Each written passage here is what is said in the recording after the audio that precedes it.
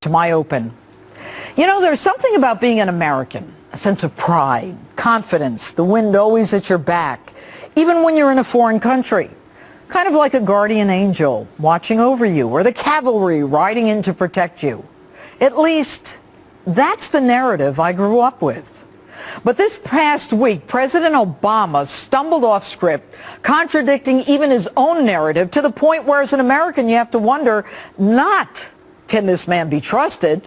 More than half the country already doesn't trust him. But can you, as an American, be protected? It's a question that every parent of a son or daughter in the military asks every day. This week, the president said for the first time he did everything possible to help Americans in Benghazi. We were focused on making sure that we did everything we could to protect them. In the aftermath, what became clear was that the security was lax. What did you do, Mr. President, to protect them? We know you were in the White House. We know the Joint Chiefs were with you. That Defense Secretary Panetta says he told you it was terrorism. You don't send F-16s. You don't send troops or any of the military companies prepared to deal with emergencies. And here's the kicker.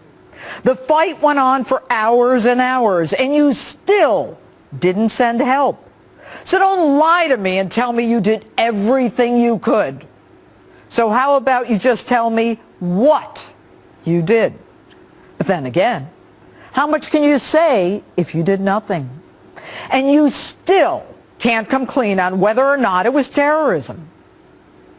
You have a mix of folks who are just troublemakers. You have folks who have an ideological agenda. All right. You have some who are affiliated with terrorist organizations. You have some that are not.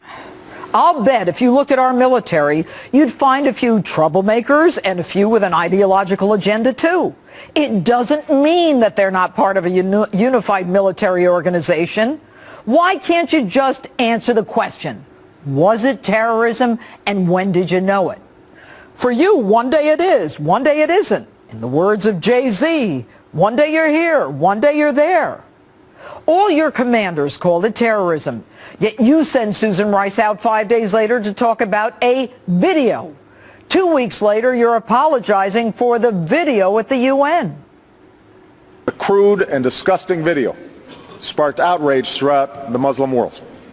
Weeks later, you're on The View talking about, you guessed it, the video. You can't have it both ways.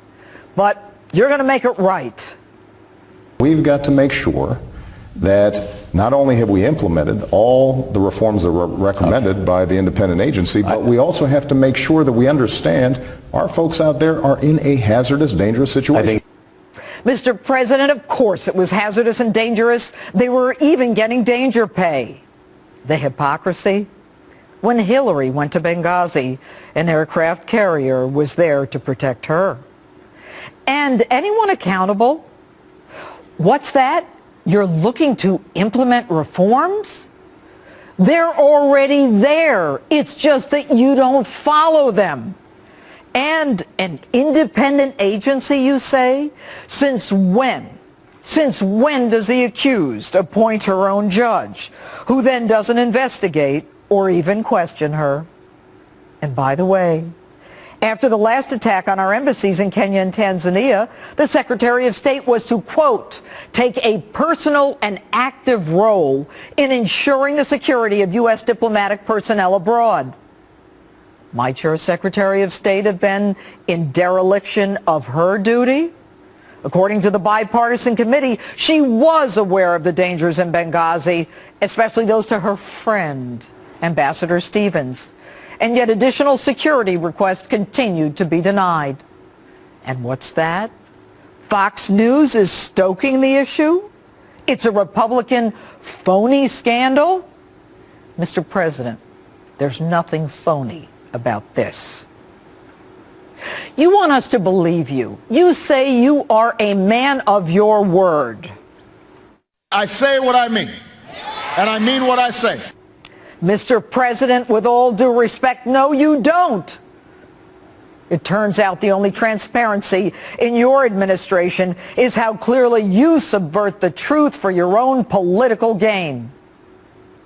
Like I said, There's something about being an American, a sense of pride, a sense of security. It's time we got back to that narrative. 2016 can't come soon enough.